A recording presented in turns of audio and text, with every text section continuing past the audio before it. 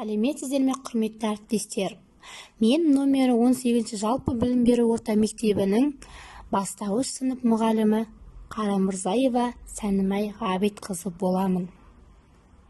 Қазіргі таңда бастауыш сынып оқушыларының қабылдау ерекшеліктеріне байланысты зейіні тұрақсыз, бірақ қызықты мазмұнға оңай назар аударады. Қоршаған ортаны көрнекілік арқылы қабылдайды. Қимыл қозғалыс арқылы жақсы үйренеді. Оқу ерекшеліктеріне байланысты біріншіден қайталау жақсы меңгереді. Ойын арқылы оқуға бейім, эмоциялық қолдау маңызды рөл атқарады. Жаңа білімді бұрынғы білгенімен байланыстыра отырып қабылдайды. Дағдылары бойынша оқу дағдылары әріп танып, буындап оқиды, мәнерлеп оқиды. Жазу дағдылары бойынша дұрыс әріп салып жазады, сөйлем құрайды. Тыңдау және сөйлеу дағдылары мұғалімнің сөзін тыңдап, ойын байланыстыра жеткізе білуі. Ойлау дағдылары салыстырады, топтастырады, қорытынды шығарады. Өзін-өзі реттеу дағдылары, яғни тапсырманың соңына дейін орындап, тәртіп сақтайды. Осы бастауыш сынып оқушыларының үздік оқыту технологиясы бойынша қазіргі таңда фантазияға ерік беретін балалар өте аз. Оқушының қиялын дамыту үшін мен осындай әдісті ойлап шығардым. Бұл әдістің аты флайер. Флайер әдісі қиял ғажайып фильмдерінде адам қиялынан туған жасанды ұшу аппараты.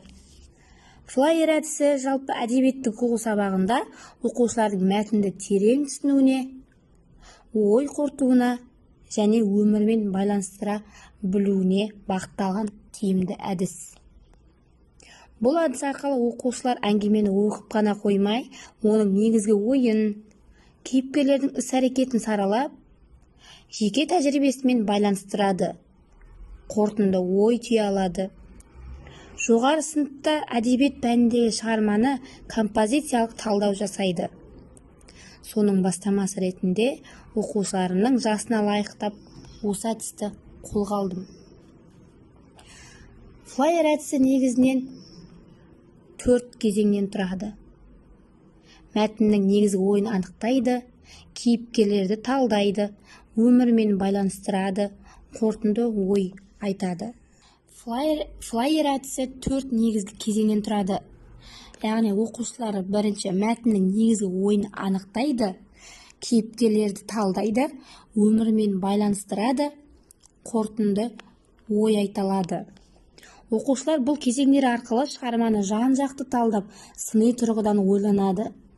Әдіс бастауыш сынып оқушыларының жас ерекшеліктеріне сай, қызықты әрі ойын түрінде ұйымдастырылады. Сабақтағы рөлдер ретінде қарастырсақ, пилот әңгімені оқып, талдауға бастама жасап береді. Ал стюардесса тірек сөздер арқылы мазмұнын нақтылайды. Жолаушылар бұлар оқушылар болады. Ұжымда пікірлесіп, өз ойларын ортаға салады. Бұл әдістің жаңалығы рөлдік элементтердің енгізілуі, яғни оқушылар пилот, стюард, жолаушы рөлдерін ойнап, өздерін шынайы ұшақтағы жолаушылардай сезінеді. Бұл оқу процесін ойымен ұштастырып, қызығушылықты арттырады. Оқушының белсенділігі артады. Оқушылар тек тыңдаушы емес, мәтінді талдауға, ой бөлісуге белсенді қатысады. Мәтінді өмірмен байланыстыру мүмкіндігі оқушы оқығанын өзінің өмірлік тәжірибесімен салыстыра отырып, тәрбиелік мәнін терең түсінеді. Оқу үдерісіне креатив пен эмоционалды реңк енгізеді. Әдіс балалардың қиялын дамытып,